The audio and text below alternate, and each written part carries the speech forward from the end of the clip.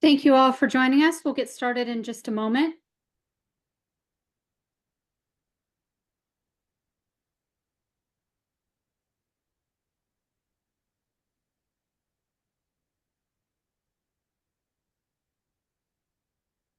Thank you for being here today at CFP Certificant Connections.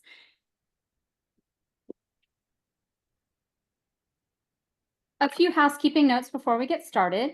If you experience any issues with your audio, please check your Zoom and computer audio settings. Exiting and re-entering the Zoom link can also help resolve issues. We will address as many questions as possible during a Q&A session at the end of the program. Please submit your questions through the Q&A function in Zoom. You can submit questions throughout the session. And now I'll turn it over to CFP Board CEO Kevin Keller. Lynn, thank you so much, and thank you all for joining us here today. Joining us here from CFP Board is CFP professional Matt Boersen, who's also a CFA charter holder. Matt is chair of the board, and Liz Miller, CFP, also a CFA charter holder, is CFP Board's chair-elect. You know, it's an exciting time for us to be here with you. We have a lot to share. We've hit some record milestones recently. We've put out a number of new resources for financial advisors, and we have big plans to share with you. During our time together, we'll share some news from last week's Board of Directors meeting. We'll give you details about the growth of the profession of financial planning. We'll highlight new tools and research for financial planners. There'll be an update on our Competency Standards Commission review of the requirements for CFP certification. We'll talk about CFP Board's Connections Conference coming up at the end of September.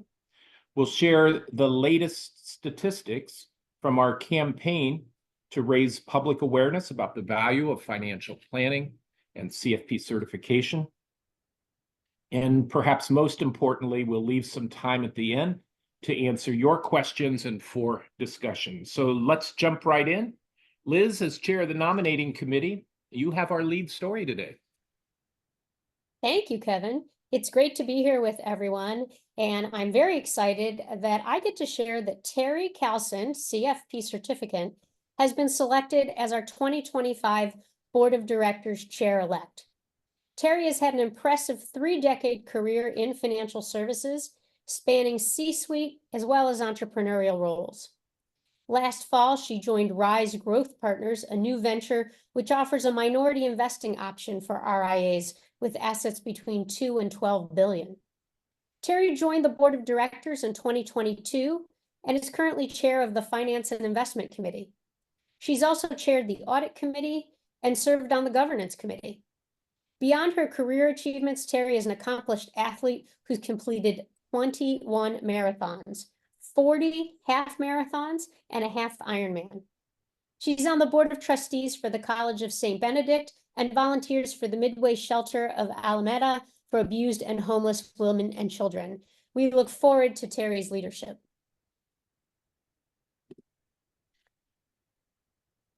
I want to also tell you about the work we've been doing on our nominating committee. Earlier this year, CFP Board's nominating committee conducted a detailed gap analysis that helped us identify what our recruitment priorities were to have a diversified and qualified board of directors for the class of 2026. Those priorities are for a technology professional, such as a wealth tech executive, with a deep understanding of current and emerging trends affecting the financial advice ecosystem and society, and an association CEO, preferably well-versed in certification, who would serve as a public member on our board. Public members play an important role by broadening our perspective and enhancing our decision-making. The public member search process is also important to the certification program's accreditation. Since 1995, CFP Board has been accredited by the National Commission for Certifying Agencies, the NCCA. Accreditation provides impartial, third-party validation, and it engenders public confidence and trust in our CFP certification.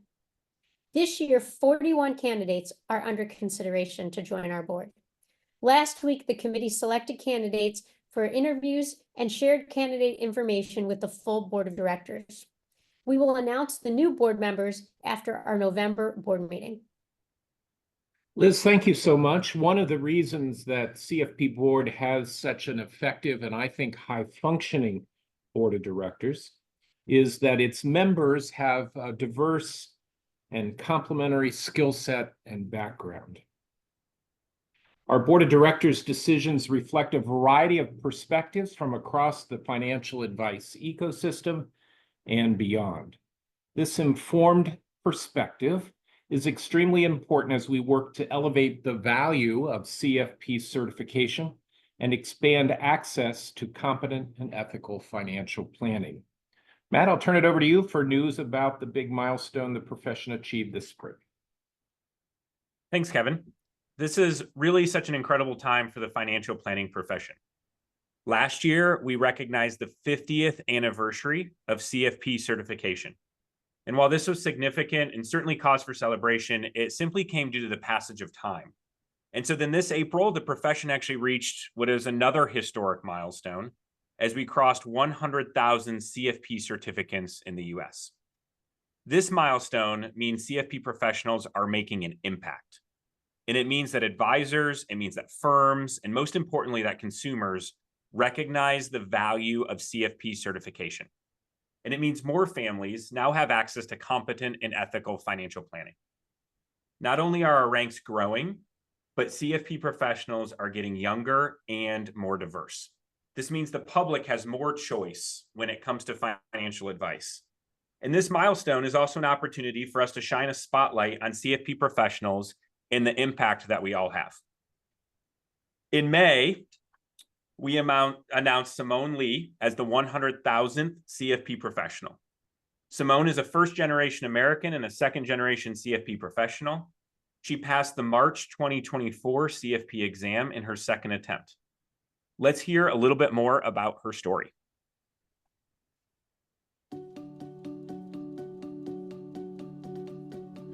My name is Simone Lee. I'm a CFP professional. I'm a financial advisor. I'm a mother, a wife, a daughter, and a sister. Before I became a CFP professional, I was a project manager in the IT space. It was very different, but I knew that something was missing in my life. I wasn't able to make a difference in the way that I wanted to. And when I thought about what my mom did and how much she has impacted the lives of others, it really inspired me to go after what I believe has always been my destiny. I decided to just make the switch. Started in the finance industry, joined my mom's team about 5 years ago. My entire team was full of CFP professionals, and I knew that that's something that I wanted. The best part about being a CFP professional is to know that you are in a rarefied group that has a broad-based knowledge that encompasses all aspects of an individual's financial needs. The first time I took the CFP exam, I didn't pass, but I didn't give up. I'm very determined. I took the CFP Board practice exam. That helped me a lot. I was able to pull out with a pass the second time around. I am so proud of Simone achieving the CFP certification. It only strengthens our team, and our clients have confidence in us that we're achieving the standard in the financial planning industry. Since Simone has achieved her CFP certification, I just think that she walks into the room more confidently. She proved to herself that this was something that she could accomplish. Becoming a CFP professional has so many benefits in terms of work-life balance. It gives me the opportunity to be there for my family as well as be there for my clients. Everybody has goals. Without a plan, it's very difficult to make those things happen. When you lead with planning and speak to a financial professional, we can talk about how close or far they are from reaching their goal and continue to help them stay on track to meeting that goal. This is the most rewarding career, and I think anyone who is even considering a career in financial planning, especially as a CFP professional, go for it. There are resources out there. There are mentors out there willing to help, including me. I'd love to help someone along their journey. It's such a great achievement knowing that you have the knowledge to change someone's life.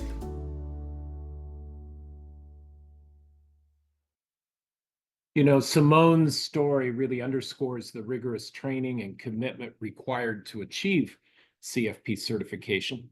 It demonstrates the power of perseverance. It showcases the value of recognition of CFP certification as the standard for financial planning. I'll now turn it over to Liz to share more about how we're celebrating our 100,000 CFP professionals. Thanks, Kevin. As part of our celebration of the 100,000 milestone, we also recently launched the CFP Board 100K Pro Bono Challenge.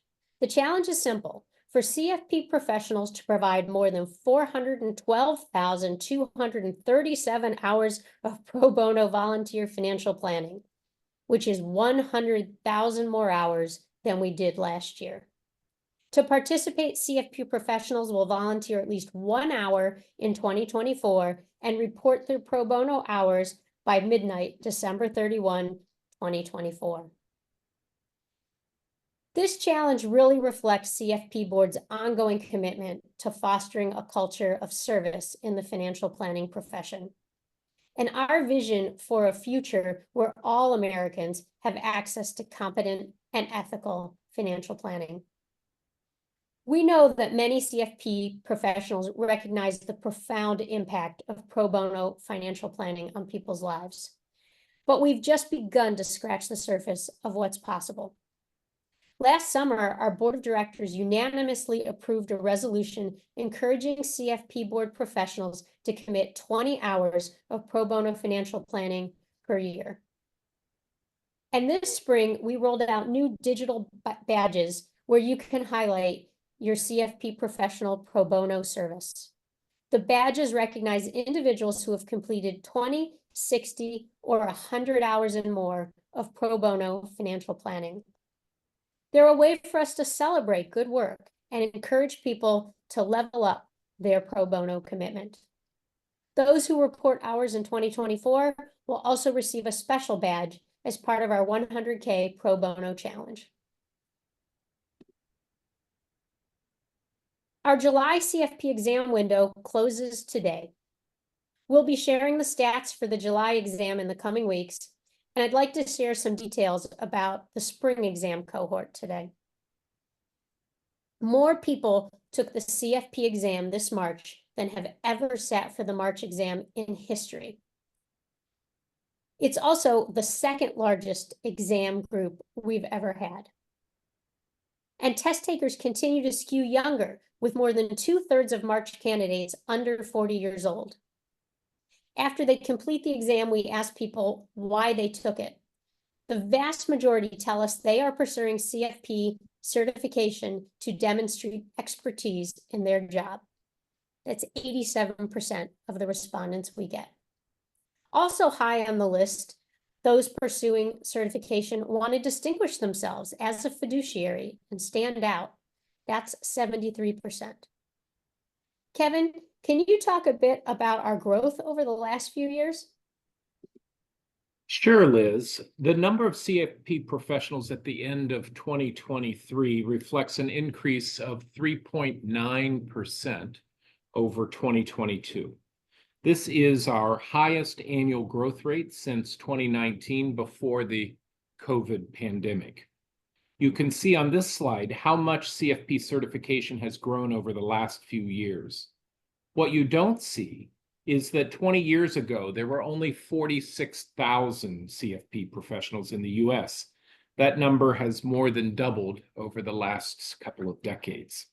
When I came to CFP Board back in 2007, the community was a relatively small group of what I refer to as passionate people who believed in providing holistic financial advice.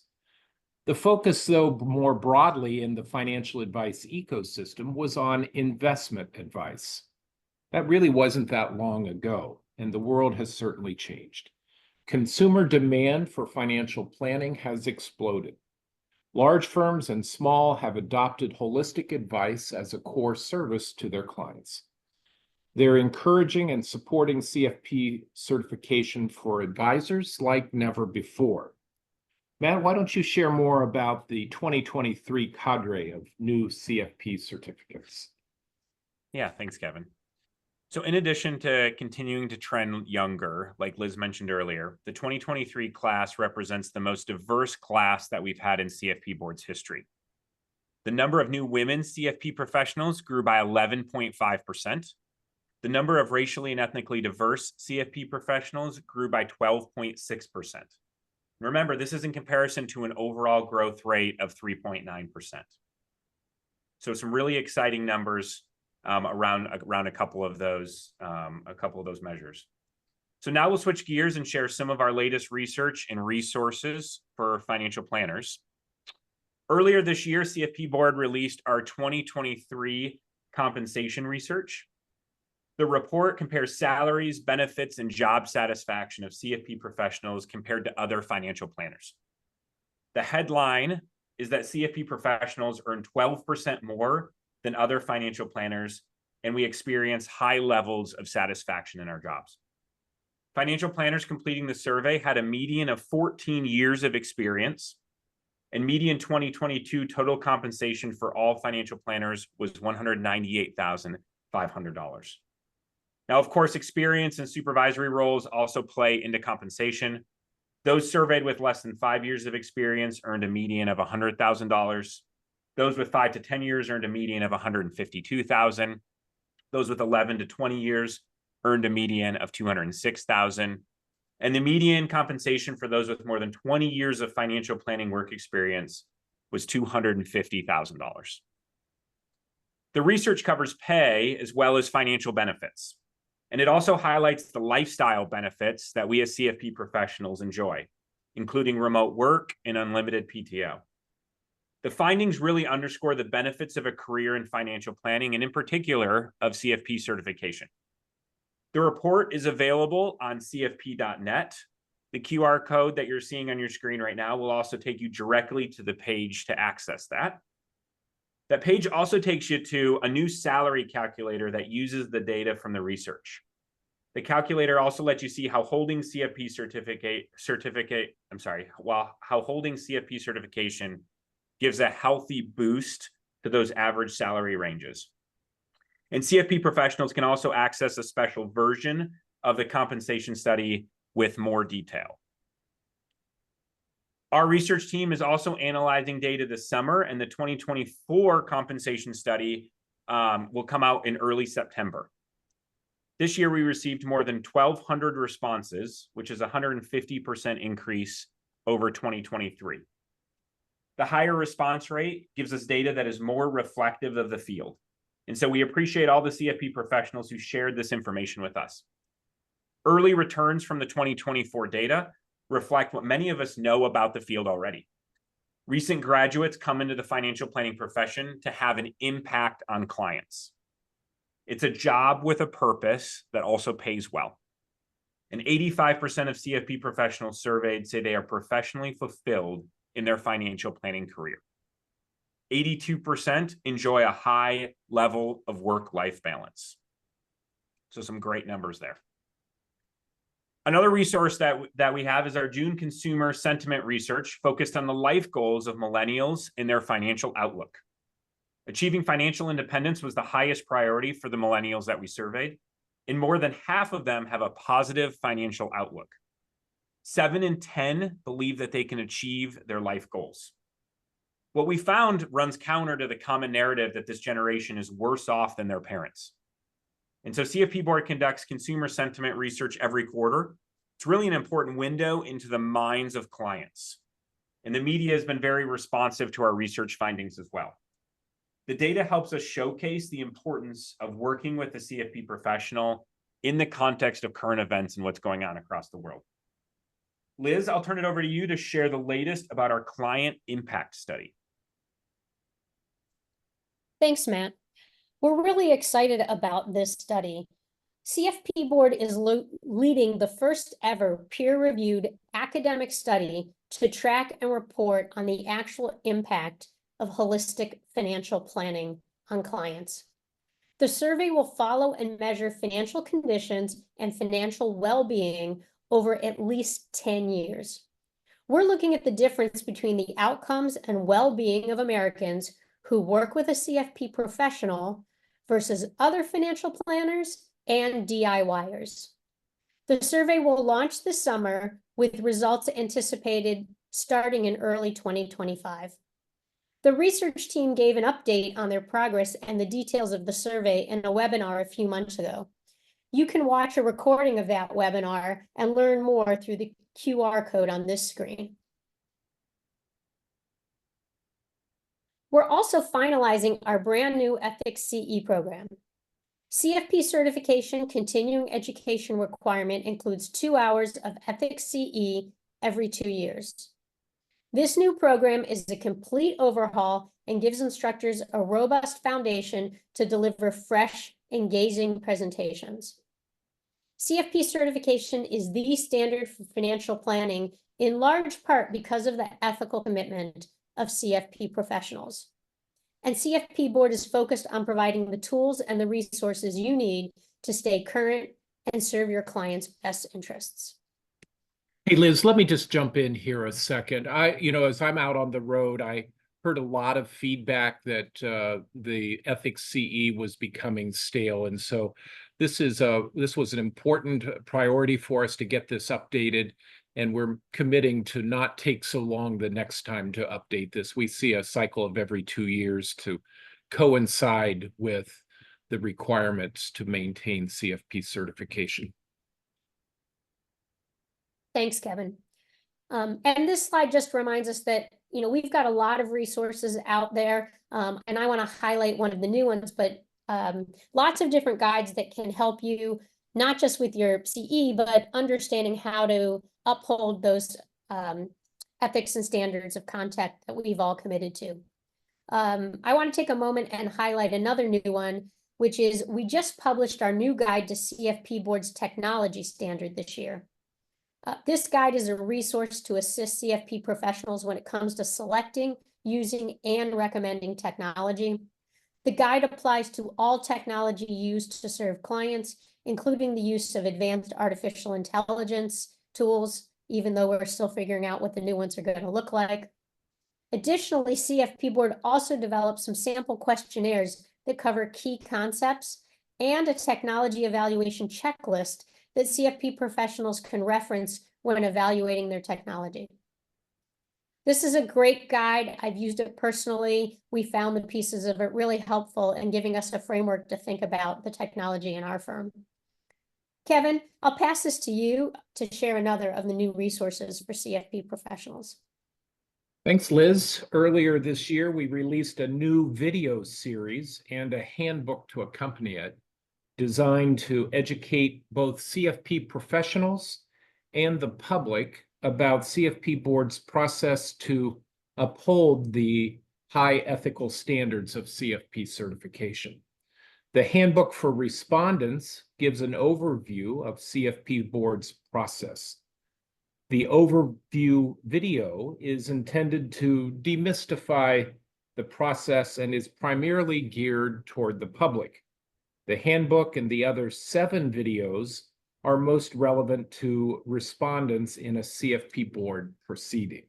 We'll share a brief clip to give you a flavor of the series. CFP Board of Standards grants the CFP certification and the right to use its certification mark to individuals who meet its standards for competent and ethical personal financial planning.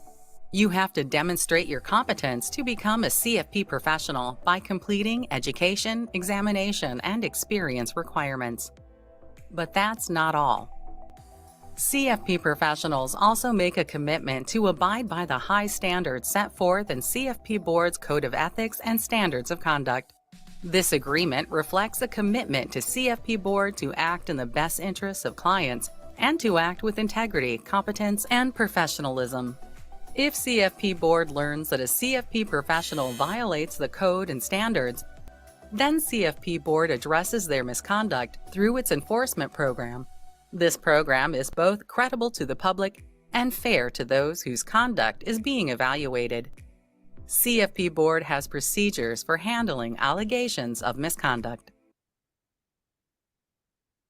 So the steps CFP Board takes to uphold the Code of Ethics and Standards of Conduct distinguish CFP certification from almost 240 other credentials and financial services designations. While I'm thinking about it, I want to remind people that if they would like to ask questions, we'll address them here at the end of the webinar. Just use the Q&A tab at the lower end of your screen. Now, in 2023, CFP Board launched what I call a big, bold initiative to review and evaluate the current certification standards or competency standards. This includes our experience, exam, and education requirements, both for initial certification and then for continuing competency and education. Last year, CFP Board convened a Competency Standards Commission to conduct this review. This is the first ever comprehensive review of our competency standards. Our aim is to be responsive to current trends in the financial planning profession and certifying body test best practices. The commission may validate current requirements, or it may recommend changes. We understand that there are passionate perspectives on the competency standards, and particularly the bachelor's degree requirement. So we're taking a thoughtful and very thorough approach to this process. The commission has met monthly over the last year and a half. They've reviewed best practices in testing and certification. They've solicited input from CFP professionals and candidates for CFP certification. They also consulted with representatives who oversee well-regarded designations like the folks at the CFA Institute, the Society for Human Resource Management, and others. The commission will recommend any changes or modifications which will be subject to public comment prior to the Board of Directors' deliberation and approval. The commission is also working on an impact analysis to gauge the potential effect changes might have.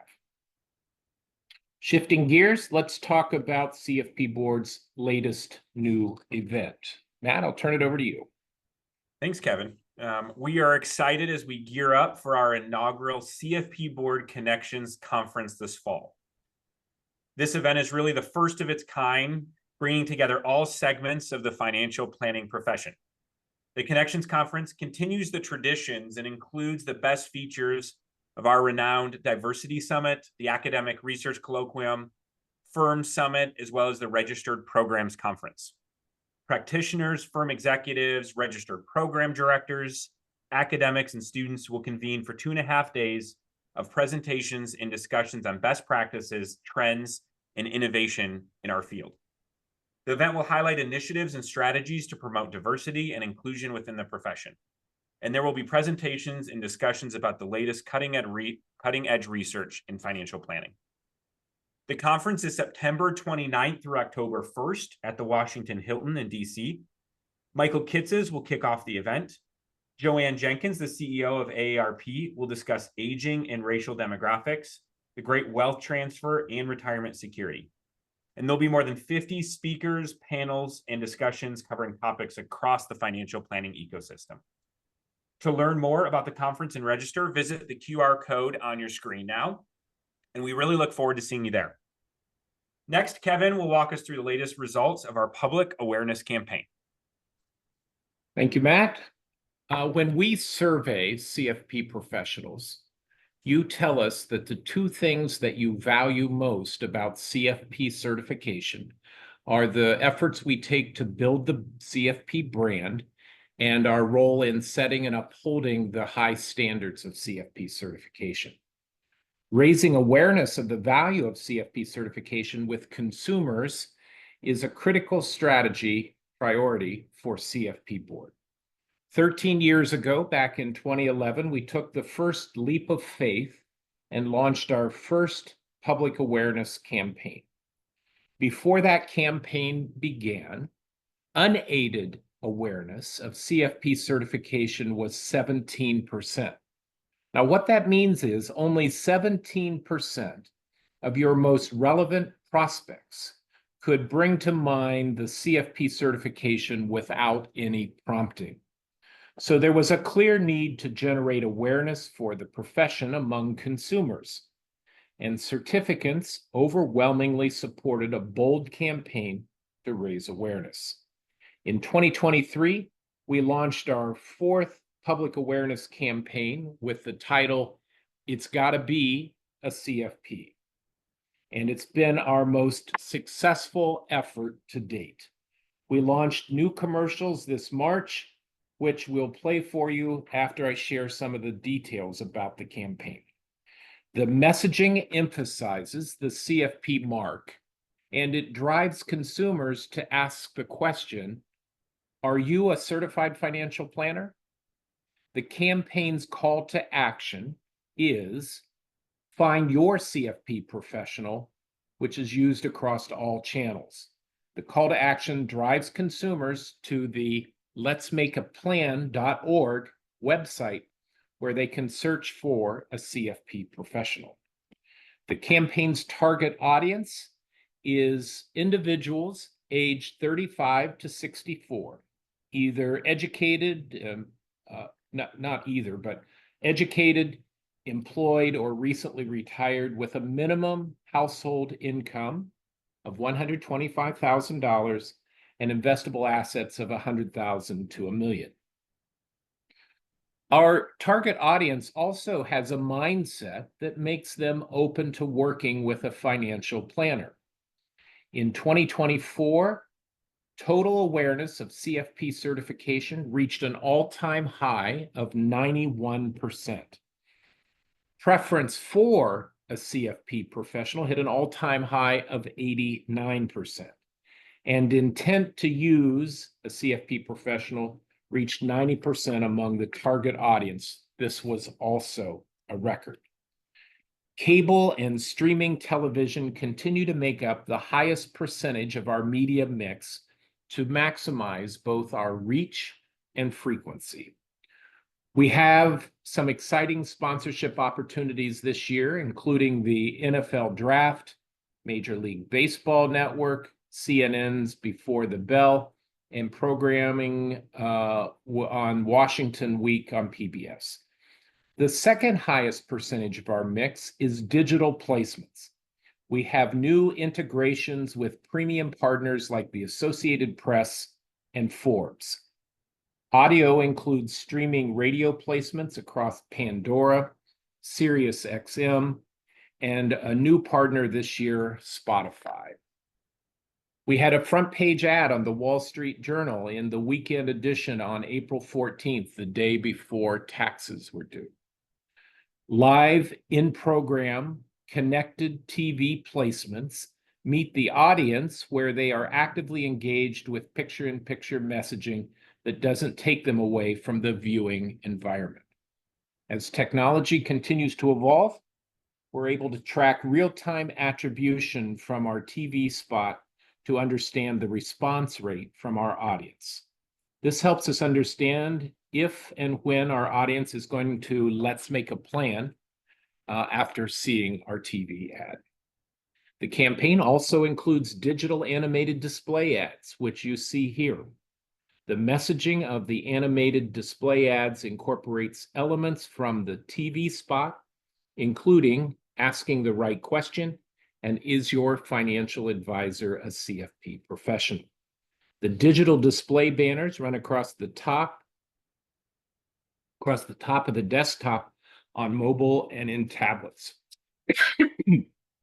This year, we had a wide variety of media partners. We know that the core media habits of our target audience.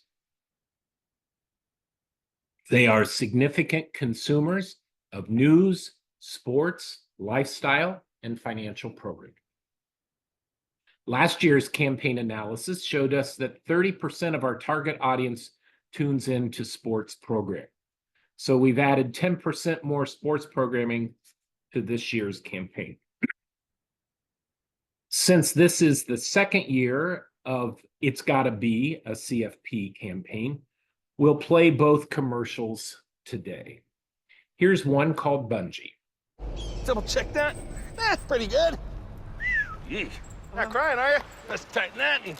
Ooh. Wait, what was that? What? No, don't worry about that. Here we go. Asking the right question can greatly impact your future, Are you qualified to do this? What? especially when it comes to your finances. Do you have a question? Are you a certified financial planner? Yes, I'm a CFP professional. CFP professionals are committed to acting in your best interest. That's why it's gotta be a CFP. Find your CFP professional at letsmakeaplan.org.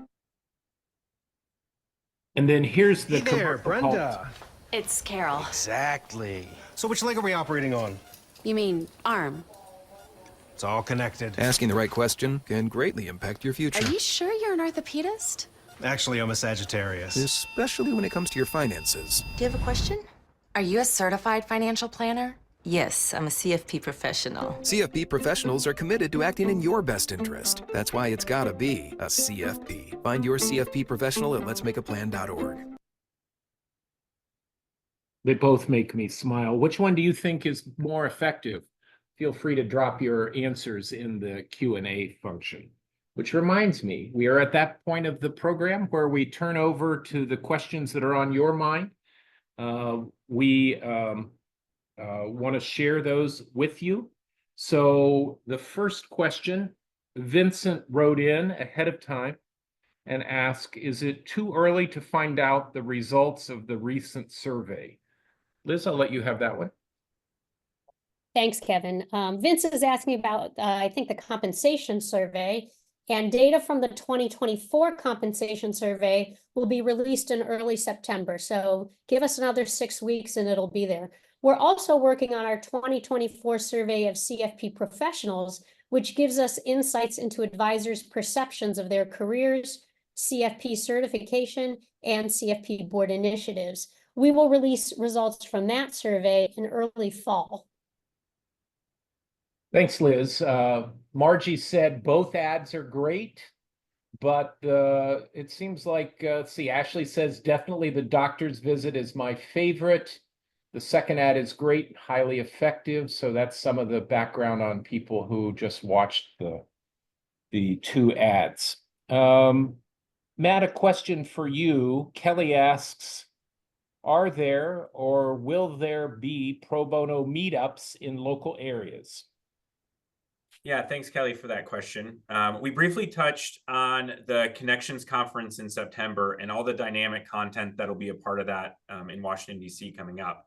Part of that event will also include live pro bono training, as well as a skills workshop and a pro bono panel as well. Of course, we encourage everyone to join us at the conference. In addition to the presentations and the sessions that we talked about earlier, there'll be many opportunities for networking and engagement between practitioners, firm executives, the academia piece of our profession. And we're really just excited about the exchanging ideas, sharing information, and the connections that will be made and what it'll all bring to the future of the financial planning profession going forward. We had mentioned before, and there was the QR code previously, but for details and to register, you can visit cfp.net/conference. Great. Robert asked, is there a way to view the webinar on technology a couple of months ago? I signed in late and was unable to join. Lynn is our executive producer. We post these all online, do we not? We do. And I will send, Robert, I'll send you an email with the link. Great. Thank you, Lynn. I think I'll take this one. Then Mike writes, I love the new commercial. Are there others planned? We showed you the two commercials you just saw, Bungee and Surgery. Bungee aired in 2023. Surgery aired in 2024, all with the tagline of it's gotta be a CFP. We're still testing other spots as we speak to decide whether we'll repeat Bungee or Doctor or develop new creative for 2025. So that's where we stand on that. Our communications team is working overtime to get the word out both to the public about why the public should engage a CFP professional, and also working on marketing CFP certification as an attractive career choice. Matt, a question for you. Mike asks, what is the CFP board's take on the new DOL rule that is taking effect this fall? You've spent some time on Capitol here the last couple of months. Would you please talk about the rule? Yeah, thanks, Mike. First, CFP Board supports the retirement security rule. We think it's important protection for the public. As part of that, we recently filed an amicus brief supporting the rule against one of the legal challenges currently going on in Texas. And as Kevin just mentioned, a couple months ago, I was on Capitol Hill meeting with staff of senators as well as congressmen and women, talking to them about the rule, really combating some of the false press that's out there and helping them better understand how this protects the public. The main concept behind the rule is that it expands the definition of fiduciary advice, and it addresses the regulatory gaps and helps protect Americans from the costly effects of the conflicts of interest. And really, it requires financial professionals to provide financial investment advice that is in the client's best interest. One of the reasons we think this is so important is that investors expect that they are receiving best interest advice. Surveys show that consistently. And they expect to receive that best interest advice for rollovers and one-time recommendations as well. So those opposed to the rule have said that it could limit the advice available to the public, that maybe advisors or firms are going to restrict the type of services they provide. And frankly, we don't think that that will happen. We have a couple examples. So first, when Reg BI became active in 2020, there was no evidence of advisors turning away clients due to the increased standards that Reg BI had. And when CFP Board, when we revised our standards in 2018 to include a fiduciary standard, many predicted that CFP professionals would give up their certification. Instead, we actually saw the opposite happen. And since then, the number of CFP professionals providing advice has grown by about 25%. So that's 25% more CFP professionals that are now providing advice on the fiduciary standard.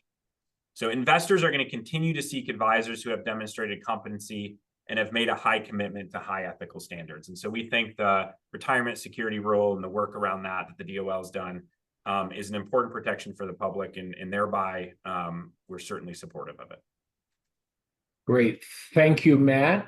Ken asks, do you have general guidelines outlining what type of activity is considered pro bono?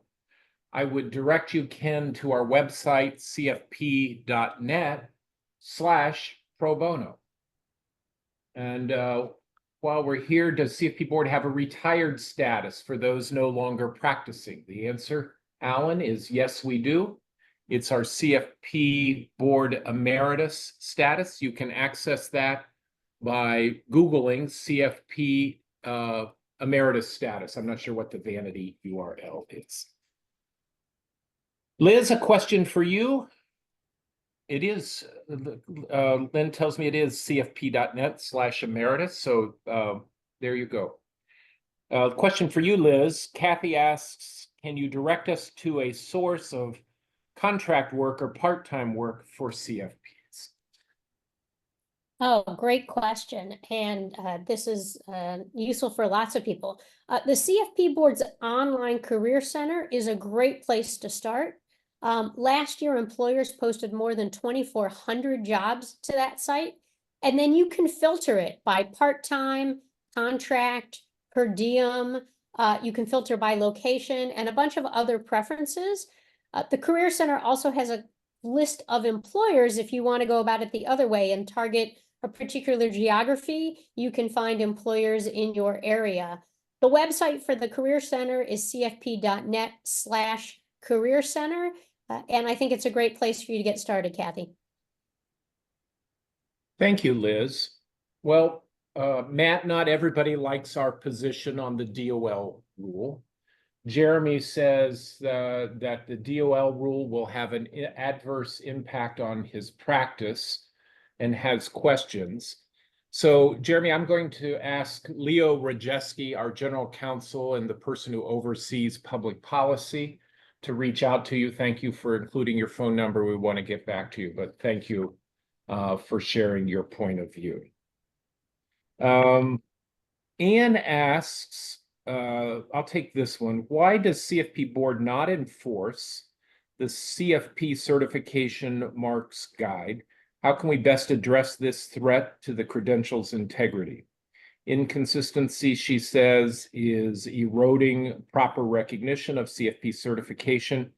And so with it, the endangers the public trust. So, Anne, let me just start by saying, thank you for your passion about protecting the marks. They are, in fact, the most important piece of intellectual property. They are without those marks of CFP is nothing.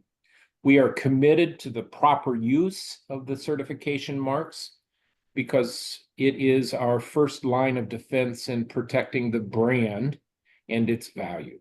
We absolutely enforce their proper use, but we can't police the internet or everything that's out there. So if you, Anne, know about or see incorrect usage, please contact us at, and it's trademark, this is an email address, trademark@cfpboard.org.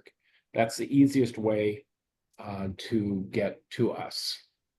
A lot of activity. The one guy here likes the bungee jumper. Lots of people like the doctor's ad. Lance asks, what opinion do you have on the rise of flat annual fees for all encompassing advice versus traditional AUM model or the commission model that you usually see in the insurance world? Are you seeing any trends in pricing or business models? Matt or Liz, do either of you want to take a shot at that? I have a thought, but I'll let you go first. I'll take a first stab at this, Kevin. I mean, first off, CFP board, we've been very specific. We've been very clear that we are that the compensation that we're business model agnostic, right? So whether someone charges flat fees or commissions, or whether they're fee only, we believe that all of those different ways of charging that financial advice can still be given under a fiduciary standard. And so that's kind of our first position. But specifically to the rise of flat fees, one of the things that we talk about all the time as a board of directors is the fact that we want a broader portion of America to have access to competent and to ethical financial advice. We talk about that a lot as we're trying to build up the number of CFPs, as we're trying to broaden the awareness of CFPs. And certainly one of the ways that helps more Americans get access to that competent and ethical and fiduciary level advice is through different fee models. And so to that end, the emergence of other and new fee models, including some of the flat fee models that we've seen, certainly broadens the amount of the community that can access that high quality financial planning from CFPs. And so to that end, I think it's a good thing. Great, thank you. Just looking at the questions that are coming in. I'm not sure I'm pronouncing this right. Jerry asks, I am a career changer who is studying for my CFP designation. Can CFP board provide a mentor to help me navigate this process? We certainly can, and I'll ask Lynn to follow up with you and reach out and help get you hooked up with a mentor who can help you through the process. We know, based on barrier research that we've conducted about reasons why people do or do not become certified, that the likelihood of being a successful CFP, making it to CFP certification is increased significantly when you have a relationship with an existing CFP. So we'll help make that work. Liz, a question for you. Michael asks, given that approximately 20% of households include a loved one with an intellectual or developmental disability, why does CFP board continue to ignore the topic of special needs? Thanks, Kevin. Michael, thank you for raising this important topic. We do recognize that managing special needs is a priority for many people in their financial planning. As part of our celebration of the 50th anniversary of CFP certification last year, one of the family impact stories we highlighted was the Sampson Weber family and their CFP professional, Nick Harris. When their son was first diagnosed with autism, the family started working with Nick to manage their budgeting and investments and prepare for future financial obstacles. And Nick helped them build and execute a plan to provide for their son's future. Special needs planning actually has been part of the CFP curriculum for many years. Our principal knowledge topics include planning for special needs and circumstances. Special needs are also addressed in the insurance and retirement needs analysis. For more information about those principal knowledge topics, best place to look is cfp.net/testedon. And we all joke that that is not the best URL. We're going to work on that one. But tested on will give you those principal knowledge topics. We also have a CFP board ambassador, Nikki Amore, who has an MBA and is a CFP certificate in Chicago, who practices and serves families navigating special needs. Nikki and our other ambassadors are part of a nationwide network of CFP professionals working to raise awareness of the CFP certification. They speak with the media and at events. They write articles for our letsmakeaplan.org website, and they help us spread the word through social media. Thanks, Liz. Paul asked, I've been a CFP professional for many decades, but failed to see the value in having CFP on my letterhead. Can you tell me what the certification buys for Paul? So Paul, I'll take that one. First of all, thank you for the question. I'll go through the makeup of our certification fee here in a moment, but first I want to say that listing the certification on your letterhead or your business card, on your website and your LinkedIn profile is actually quite valuable.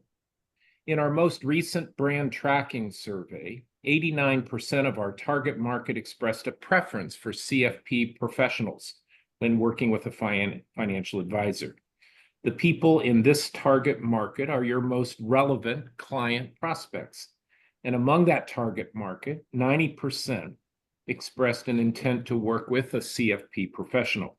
When we launched our first national public awareness campaign, preference was at 22%, and intent to work with a CFP professional was only 30%. As we reported earlier, those numbers have gone up dramatically. I'm going to ask our executive producer, Lynn McNutt, to pull up the expense details. Here's a breakdown of what we're spending money on. 28% of our budget goes to the public awareness campaign.